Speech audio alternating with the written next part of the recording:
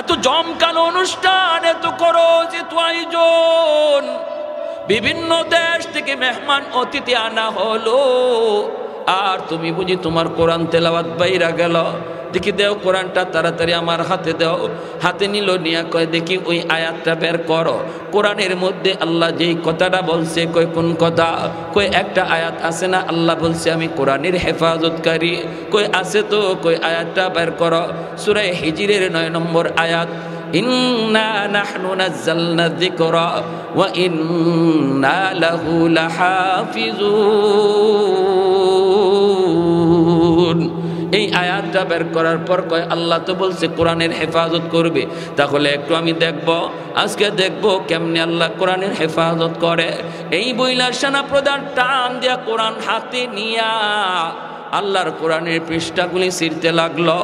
ছিঁড়তেছে ছিঁড়তেছে যুবক, আর ওই নর্তকীরা, যেই নর্তকীরা নাচ গান করে, ওদের পায়ের তলায় কোরআনের পাতাগুলি ফালাইয়া দিছে। একটু জোরে বলেন নাউজুবিল্লাহ। মুসলমান, কোরআনের প্রতি যার মহব্বত, ইসলামকে যে মনে প্রাণে মানে, সে কোনোদিন সেটা বরদাস্ত করতে পারে না। ডেনমার্কে আজকে কোরআনের পাতা আগুন দিয়া জ্বালায়, সুইডেনে আজকে কোরআনের পাতা আগুন দিয়া জ্বালায়। কোরআন প্রেমিক মানুষগুলার অন্তরে আগুন জ্বলতেছে, ঠিক কিনা জোরে বলেন? কোরআনের পাতায় আগুন জ্বলে না, কোরআন প্রেমিকদের কলিজার মধ্যে আগুন জ্বলতেছে। বেঈমানরা চাইতেছে আমাদেরকে উস্কানি দেওয়ার জন্য, বেঈমানরা চাইতেছে মুসলমানদের সাথে পায়ে পাড়া দিয়ে আসে ঝগড়া করার জন্য। কিন্তু ভাইরা মনে রাখবা, আমরা আমাদের জায়গা থেকে প্রতিবাদ করব, আল্লাহকে আমাদের পাশে, আল্লাহকে আমাদের পক্ষে নেওয়ার চেষ্টা করব। আল্লাহকে যদি আমরা রাজি করে পাশে নিতে পারি, তাহলে বেঈমানের হাতে যত অস্ত্র থাকুক না কেন, যত পাওয়ার তাদের কাছে থাকুক না কেন, বদরের ময়দানে যেমন খেজুরের ডালকে আল্লাহ পাক তলোয়ার বানায়া দিছিলেন, ওই আল্লাহ আজও আছে। এখনো আমাদের হাতের মাটির চাকা, এটম বোমা আল্লাহ বানাইতে পারে কি পারে না? এই ক্ষমতা আল্লাহর আসেনি না নাই?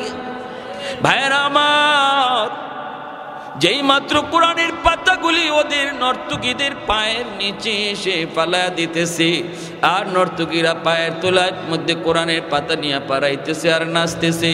অর্ধ উলঙ্গ নর্তকী ইউরোপ থেকে আনা, সাথে সাথে ওই কোরআনের হাফেজ আর্মিতে যে চাকরি করতো, সে আল্লাহু আকবার কইয়া এখান থেকে বের হইয়া যাইতেছে, আর কয় মালিক সব সহ্য করো, কখন জানি তোমার সহ্যের বাহিরে চলে যায়, কখন জানি এই জায়গায় গজব নাজিল হয়, আমি তাড়াতাড়ি এই জায়গা থেকে বের হয়ে যাই, আমি তাড়াতাড়ি এই সেনা ক্যাম্প থেকে সরে যাই।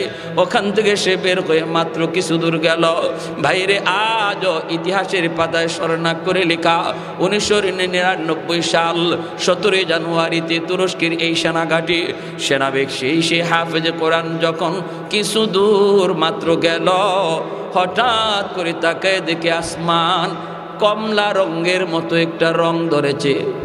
যখনই আসমানি গজব হয়, তখনই আসমানের কালারটা এইরকম হয়। কিছুক্ষণের ভিতরে এমন ভূমিকম্প শুরু হয়ে গেল, এমন এক ভূমিকম্প শুরু হলো, জমিনে কাঁপুনি শুরু হয়ে গেল। মানুষজন যারা ছিল, মুহূর্তের ভিতরে এই সেনা ক্যাম্পটা একদম সাগরের তলায় দবায় গেল। এটা ছিল সাগরের পারে, পারের মধ্যে আর তাকে নাই, মাটির নিচে দেবে গেল। এই সেনা ক্যাম্পের এরিয়াটা পর্যন্ত সাগর হয়ে গেল। ওই জায়গাটার মধ্যে মাত্র কয়েকটা সেকেন্ডের ভিতরে কাজটা ঘটছে, কয়েক সেকেন্ডের ভিতরে সেই যেই জায়গাটা ছিল সেনা ক্যাম্প, ওই সেনা ক্যাম্পের এরিয়াটা সাগর হয়ে গেল। আর এখানে দাও দাও করে আগুন জ্বলতে লাগলো। জোরে কই আল্লাহু আকবার। দাও দাও করে আগুন জ্বলতে লাগলো, আগুন জ্বলতে লাগলো। সে আগুন নিভল, মানুষজনের চিৎকারের আওয়াজ শোনা গেল, বাঁচাও বাঁচাও করে চিৎকারের আওয়াজ শোনা গেল। ভাইয়েরা বন্ধুরা, এরপরে ডুবুরি নামানো হয়েছিল, ডুবুরি। এই ডুবুরা পানির নিচে তারা ডুব দিয়ে গিয়ে দেখছে পরিস্থিতি, যায় দেখে আল্লাহ পাক রব্বুল আলামিনের গজব। ওই মানুষগুলি যারা দর্শক হিসাবেও ছিল, ওদের প্রতিটা দেহকে আল্লাহ পাক রব্বুল আলামিন পাথর বানায়া বানায়া রাখছে, মূর্তির মতো পানির নিচে পাথরের মতো তারা হয়ে গেছে। আর 300 থেকে 350 নর্তকী জিনারত অবস্থায় তারা মরণের পর লাশের মধ্যে জিনারত অবস্থায় পাইছে। নাউজুবিল্লাহ। এজন্য আল্লাহ পাক রব্বুল আলামিনের ধৈর্য আছে, ধৈর্যের একটা লিমিট আছে, ঠিক কিনা জোরে কর? ধৈর্যের একটা লিমিট আছে রে যুবক। শুধু আমাদের উপর আল্লাহ যে নারাজ হয়েছে, এই নারাজিটা দূর করো, আল্লাহকে রাজি করো। কোরআন তেলাওয়াত বেশি বেশি করলে আল্লাহ রাজি হয়ে যায়, কোরআনকে কদর করলে আল্লাহ রাজি হয়ে যায়।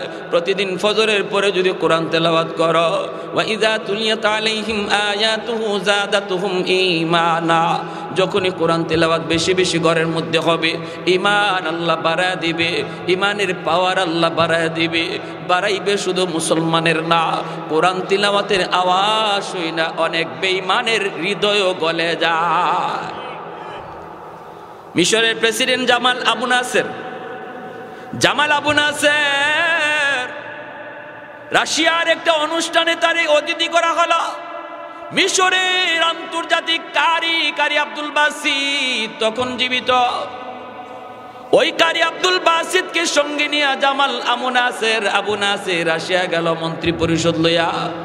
ওই অনুষ্ঠানে সে গে হাজির হওয়ার পরে রাশিয়ার প্রেসিডেন্ট কয়, সবার পরিচয় তো তুমি দিলা, কিন্তু এই হুজুর কেডা? বাদশাহ কয়, ইনি হলো আমার আন্তর্জাতিক কারি, আমার জাতীয় কারি। আমরা যখনই কোনো অনুষ্ঠান শুরু করি তখনই আমরা এই কারি সাহেবের জবানে কোরআন তেলাওয়াতের মাধ্যমে অনুষ্ঠান শুরু করি, আর তেলাওয়াত শোনার দ্বারা আমাদের অন্তরে প্রশান্তি জাগে। এই কথা বলতে রাশিয়ার প্রেসিডেন্ট কয়, তাহলে আজকে তো আমাদেরও একটা অনুষ্ঠান, আমরা তো অনুষ্ঠান শুরু করি মদ খাইয়া, আমরা তো অনুষ্ঠান শুরু করি গান গাইয়া, আমরা তো অনুষ্ঠান শুরু করি নাচ গানের দ্বারা। তাহলে আজকে আমরা নাচ গানের দ্বারা অনুষ্ঠান করাবো না, আজকে অনুষ্ঠান করাবো কোরআন তেলাওয়াতের দ্বারা। তেলাওয়াত করতে বলো, একটু তেলাওয়াত করতে বলো, তবে গান বাজনা বন্ধ হলো, মদ খাওয়া কিন্তু বন্ধ হবে না। বাদশাহ জামাল আবু নাসির কয়, না না, কোরআনও তেলাওয়াত হবে, মদও পান করা হবে, এটা কোরআনের সাথে বেয়াদবি, এটা হয় না। কিন্তু কারি আব্দুল বাসিত বলে, অসুবিধা নাই, তবে আমার একটা অনুরোধ, আমি কোরআন তেলাওয়াত শুরু করার পর তোমরা মন চাইলে মদ পান কইর, এর আগে মদ খাইও না। আল্লাহু আকবার। রাজি হয়ে গেল আন্তর্জাতিক কারি আব্দুল বাসিত। যেই মাত্র আউযু বিল্লাহ বিসমিল্লাহ কইয়া কোরআন তিলাওয়াতে টান দেয়, আর মালিকের কাছে চোখের পানি জড়ায় কান্দে আর কয়, মালিক, আজ আমি তোমার কাছে আমার গলায় যেই পরিমাণ সুর তুমি দিয়েছো গো, ওই পরিমাণ সুর তুমি পুরাটা দেওয়ার তৌফিক দিও। আমার অন্তরের ভিতরে যতটা আবেগ তুমি দিয়েছো, আজকে তিলাওয়াতের ভিতরে আমার 100 আবেগ তুমি দিয়ে দিও। মালিক, আমার কাম হলো কোরআন তিলাওয়াত করা, আর বাকিটা হলো তুমি মাওলার কাম। আস-সা'য়ু মিন্নি ওয়াল ইতমামু মিনাল্লাহ। এই বইলা চোখের পানিটা জড়ায় কারি আব্দুল বাসিত যখন কোরআনে তিলাওয়াতে টান দেয়, আল্লাহর কালাম কত মধুর, কত সুর, কত মায়া, কত জাদু। যেই মাত্র কোরআন তেলাওয়াতে টান দেয়, সাথে সাথে তাদের সমস্ত প্রশাসনের নেতা কর্মীদের অন্তর কেড়ে নেয়। সরকার প্রধান যারা ছিল, হাতের মধ্যে তাদের মত, এই মদ পান করবে, কিন্তু আল্লাহর কোরআনের তিলাওয়াত শোনা মাত্রই হাতের মদ মুখে দেওয়ার কথা তারা ভুলে গেছে রে, আর মুখে দেওয়ার কথা ইয়াদ নাই। ভাইয়েরা বন্ধুরা, অল্প সময়ের ভিতরে তারা টের পাইল তারা আরেক জগতে চলে গেছে। আল্লাহ পাক রব্বুল আলামিন তার কালামের তিলাওয়াতের ভিতরে এত মধুরতা দান করেছেন, তারা মদ খাওয়ার কথা ভুলে গেছে। তিনি তিলাওয়াত শেষ করার পর জামাল আবু নাসের তাকায় দেখে সবগুলি মানুষের হাতে মদ, কেউ মুখে মদ দেয় নাই, কিন্তু তাদের প্রতিটা মানুষের চোখ দিয়া দর দর করে অশ্রু ঝরতেছে। জামাল আবু নাসির কয় কি হয়েছে তোমাদের? সাথে সাথে রাশিয়ার প্রেসিডেন্ট কয় বাদশাহ, আল্লাহর কালামের ভিতরে এত মায়া, এত মধু, এত জাদু, যদি এমন কারি আমাদের কাছে থাকতো আমরা কোন অনুষ্ঠানে গান গাওয়াইতাম না, নাচ গান করাইতাম না, সকাল সন্ধ্যা আমরা কোরআন তেলাওয়াত শুনতাম। আর একটু জোরে কন্যা সুবহানাল্লাহ। লা জিদ্দা ওয়ালা নিদ্দা ওয়ালা হাদ্দা লিমাওলা,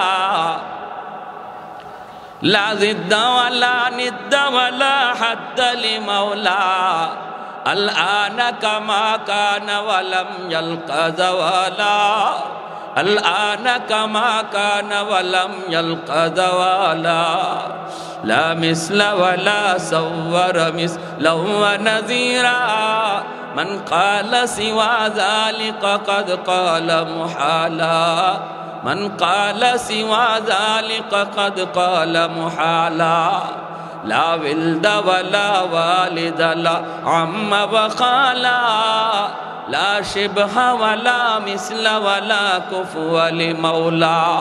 একটু জোরে সোরে কও আল্লাহু আকবার, আর একটু জোরে কও আল্লাহু আকবার। ভাইরা বন্ধুরা জন্য বলতেছিলাম, আল্লাহর কোরআন যদি আমি আপনার ভাই তেলাওয়াত করি, কোরআনী প্রতিষ্ঠানকে মায়া করি, কোরআনের বিধিবিধানকে মাইনা চলি, কোরআনের খাতিরে আল্লাহ আমাকে আপনাকে দামি বানাবে। দেখেন কোরআনের সাথে যে জিনিস লাগে এই জিনিসটারে আল্লাহ দামি বানায়া দেই। কাপড়ের টুকরা কোরআনের সাথে লাগলো, এই কাপড়ের টুকরাকে আল্লাহ পাক দামি বানায়া দিল। কোরআনের সাথে গাছের টুকরা লাগলো, কাঠের টুকরা লাগা মাত্রই কাঠের টুকরার দাম বেড়ে গেল। এখন যদি ওই কাপড়টা আমার আপনার পায়ে লাগে, সাথে সাথে কিন্তু কলিজা কাঁপুনি দিয়া উঠে। এটা হলো আল্লাহর কালামের বস্তু নি, ঠিক কিনা জোরে কন? যেই কাপড় দিয়ে আমি কোরআনকে ঘুইরা রাখি, ওই কাপড় যদি আমার পায়ে লাগে রে যুবক, কলিজা কাঁপে উঠে। কারণ হলো এই কাপড়ের সম্পর্ক আল্লাহর কালামের সাথে। কাঠের টুকরা যদি আমার পা লাগে রে যুবক, কলিজা কেঁপে উঠে। কেন? কই গাছের টুকরা কাঠের টুকরার সম্পর্ক কোরআনের সাথে, ঠিক না ভাইরা আমার? এজন্য আমি আপনিও যদি কোরআনকে মায়া করি, কোরআনকে মহব্বত করি, কোরআনকে তেলাওয়াত করি, প্রতিদিন মা বোনেরা একটু খেয়াল করে শোনো, যেই করে সকাল সন্ধ্যা কোরআন তেলাওয়াত হয়, এই করে রহমত নাজিল হয়। স্বামী স্ত্রীর ভিতরে আল্লাহ পাক মহব্বত বাড়ায় দেয়, ভাইয়ে ভাইয়ে মহব্বত আল্লাহ বাড়ায় দেয়, বাপ বেটায় মহব্বত আল্লাহ বাড়ায় দেয়। কোরআনের বিধিবিধানকে মানো, হালাল হারাম মাইনা চলো। কোনোটা যদি পারি না, আমরা মনে মনে নিজের মনকে ছোট করি। বাইরে কোরআনের বিধান একটাও মানুষের ক্ষতির জন্য নয়, কোরআনের প্রতিটা বিধান হলো আমাদের শান্তির জন্য, ঠিক কিনা জোরে বলেন ঠিক কিনা? বাবা মারা যাওয়ার পর বাবার সম্পদ ভাই কত অংশ পাবে, বোন কত অংশ পাবে, এই আইন কোরআনের মধ্যে আসেনি না নাই? আর একটু জোরে কো, আসেনি না নাই? এটা আল্লাহ পাক মানুষের ক্ষতির জন্য দেন নাই। কোরআনের প্রতিটা বিধান হলো আমার আপনার মঙ্গলের জন্য, আমার আপনার শান্তির জন্য রে ভাই। এজন্য আল্লাহ পাক রব্বুল আলামিন কয়, মহিলাদের অংশ তুমি ভালোভাবে বুঝায় দাও, মেয়ের অংশটা তুমি ভালোভাবে বুঝায় দাও, ছেলের অংশটাও ভালোভাবে বুঝায় দাও। কে কতটুকু অংশ পাবে এতটুকু আমাদের নিজের বিবেক দিয়ে বোঝার জন্য আল্লাহ সুযোগ দেয় নাই। আল্লাহ নিজে কোরআনের মধ্যে বাক করে দিয়ে দিছে, লিযযাকারি মিসলু হাজ্জিল উনসায়াইন, লিযযাকারি মিসলু হাজ্জিল উনসায়াইন। ভাই পাবে ডাবল, বোন পাবে সিঙ্গেল। ভাইয়েরা বন্ধুরা, কেন কেন কেন আল্লাহ পাক রব্বুল আলামিন এই বিধানটা জারি করে বলতেছে? কারণ বোন সে একদিক দিয়ে পায় না, ভাইয়ের কাছ থেকে পায়, বিয়ের পরে আবার স্বামীর কাছ থেকে পায়। যদি স্বামী মারা যায় স্বামীর অংশ থেকেও স্ত্রী পায়, এমনিভাবে ছেলের অংশ থেকেও স্ত্রী পায়। ভাইয়েরা বন্ধুরা, 5টা খাত দিয়া মহিলারা সে সম্পদ পায়। এজন্য আল্লাহ পাক রব্বুল আলামিন মহিলাদের বোনদের অংশ আল্লাহ পাক কম দিয়েছেন, ভাইয়ের অংশ আল্লাহ বেশি দিয়েছেন। কেন কেন? আজকে বাংলাদেশের নাস্তিকগুলি কয় এখানে আল্লাহ বুঝি ঠকাইছে। নাউজুবিল্লাহ, জোরে কোন ঠকাইছে আল্লাহ? হ্যাঁ, ভাইয়ের খরচ বেশি, বোনের খরচ কম, ঠিক না? ঠিক না? যার খরচ বেশি তার একটু পরিমাণে আল্লাহ বেশি দিছে, যার খরচ কম তারে কম দিছে, কারণ খরচের খাত কম, তার আয়ও কম। কিন্তু আবার মহিলারা আরো বিভিন্ন দিক দিয়ে পায়, বাবার অংশ পায়, স্বামীর অংশ পায়, ভাইয়ের অংশ পায়, ছেলের অংশও পায়, কয়েকটা দিক দিয়ে পায়। খরচ ভাইয়ের বেশি, বোনের কম। দুই ভাইয়ের মধ্যে এক ভাই শ্বশুর বাড়িতে যাবে, বাবা কইতেছে বাবা নে তুই তোর শ্বশুর বাড়িতে যাইবি, নে 500 টাকা নে, মিষ্টি মাছটা যা কিছু আছে এগুলা লইয়া যাইস। ছোট ভাই একজন আসিল, হ্যাঁ হ্যাঁ কয় আব্বা আমিও ভাইয়ের সাথে যাইবো ভাইয়ার শ্বশুর বাড়িতে। বাপে কয় যে যা তুইও যা। এর যে 20 টাকা, ছোট ভাইরে দিছে কত? ছোট ছেলেটারে দিছে 20 টাকা, আর বড় ছেলেরে দিছে 500 টাকা। এখন ছোট ছেলে যদি কয় আব্বা আমরা দুজনই তোমার ছেলে, বড় ভাইরে দিলা 500 আর আমারে দিলা 20 টাকা, এটা কেমন ইনসাফ হইল? এই কথা কর সুযোগ নাই। কেন? কারণ বড় ভাইয়ে ছোট ভাইরে রাস্তার খরচ দিয়া নিয়ে যাইব, মিষ্টি মাছটা সবও বড় ভাই 500 টাকার ভিতর থেকে নিব, ঠিক না? যা খরচ সব খরচ হইলো বড় ভাইয়ের 500 টাকার ভিতরে, আর ছোট ভাইরে যে বাবায় দিছে ছোট ছেলেরে 20 টাকা, এই 20 টাকার মধ্যে 1 টাকাও খরচের হাত নাই। কথা কোন ঠিক কিনা? এজন্য বড় ভাইয়ের ছোট ভাইরে নিয়ে রওনা দিছে, শ্বশুর বাড়ি গেছে, গিয়ে আবার আসছে, আসার পরে দেখা যায় 500 টাকার মাঝে 1 টাকাও নাই, সব টাকা খরচ, যাতায়াত খরচ আর মিষ্টি মাছটা লিয়ে সব খরচ। দেখতে কিন্তু 500 ছিল, টাকা কিন্তু একটাও নাই। আর ছোট ছেলেরে যে 20 টাকা দিছিল, এই 20 টাকা পকেটে এখনো আছে। কথা কোন ঠিক কিনা? আরো জোরে কোন। তাহলে এখন হিসাব মিলান, এখন যদি কেউ কয় না বাপে জুলুম করছে, বড় পোলারে 500 টাকা দিয়া আর ছোট পোলারে 20 টাকা দিয়া, এর মাথায় বোঝা গেল এর মাথার তারসিরা, ঠিক না? এর মাথার ব্রেন ফসা গান্দা, এ বুঝেই না, অঙ্কই বুঝে না, এ হিসাব বুঝে না। এ শুধু দেখে 20 টাকা আর 500 টাকা, কিন্তু বাকি অঙ্ক এ জানেই না, ঠিক কিনা? বাংলাদেশের নাস্তিকগুলার মাথার মধ্যে এরকম ফুকায় ধরছে, গুনে ধরছে, ফসা হয়ে গেছে, গান্দা হয়ে গেছে, এজন্য হিসাব মিলাইতে পারে না। প্যারে হাজরিন, ঠিক কিনা জোরে কোন। কিন্তু আমি আপনাদেরকে বলবো, আল্লাহ যে বোনদেরকে, আল্লাহ পাক যে মহিলাদের যে অংশটা আল্লাহ ধার্য করেছেন, এই অংশটা দেওয়ার ক্ষেত্রে কোনো বাবা সাবধান, কোনো দিন হেরফের করবেন না। কারণ ছেলে যেমন আপনার সন্তান, মেয়েটাও আপনার সন্তান। আর আল্লাহর পক্ষ দেওয়া বাতানো, আল্লাহ যে অংশটা ধার্য করে দিছে, এখানের মধ্যে নিজের বুদ্ধি খাটাইয়া, নিজের চিন্তা কইরা মেয়েরে কম দেওয়া অথবা মেয়েরে না দেওয়া, এমন কোন সিদ্ধান্ত যদি কোনো বাবা নেয়, তাহলে মনে রাখবেন আপনি বাবা হইয়া হাজী সাহেব হতে পারেন, আপনি বড় দানবীর হতে পারেন, আপনি পাক্কা নামাজি দিনদার তাহাজ্জুদ গুজার হতে পারেন, কিন্তু যদি দুনিয়াতে মেয়েরে ঠকায়া যান, কিয়ামতের ময়দানে শুধু না, কবরে যাওয়া মাত্রই কবরটা যায় পাইবেন জাহান্নামের আগুনে ভরপুর, জাহান্নামের আগুনে ভরপুর। কারণ আল্লাহ কোনদিন এই অপরাধ আল্লাহ মাফ করবে না, কারণ এটা বান্দার হকের সাথে জড়িত, এটা বান্দার হকের সাথে জড়িত। এক ওয়াক্ত নামাজ আপনার কাজা হয়েছে, আল্লাহ মাফ করে দিবে, কিন্তু আপনি কাউরে ঠকাইছেন, যদি এমনটা করেন, এই ব্যাপারে আল্লাহ কোনো কথা বলবে না। আল্লাহ বলবে আমি জানি না, যারে দুনিয়াতে ঠকাইছো তার কাছ থেকে যেভাবে পারো মাপ নাও। হাসরের মাঠে মেয়ে বাবাকে মাপ দিবে না, ছেলে বাবাকে মাপ দিবে না, বন্ধু বন্ধুকে মাপ দিবে না, স্ত্রী স্বামীকে মাপ দিবে না, প্রতিবেশী কাউকে মাপ দিবে না। দুনিয়ার জগতে মাপ চাওয়ার জায়গা, হাসরের মাঠে মাপ চাওয়ার জায়গাও না, মাপ দেওয়ার জায়গাও না, ঠিক কিনা জোরে কোন।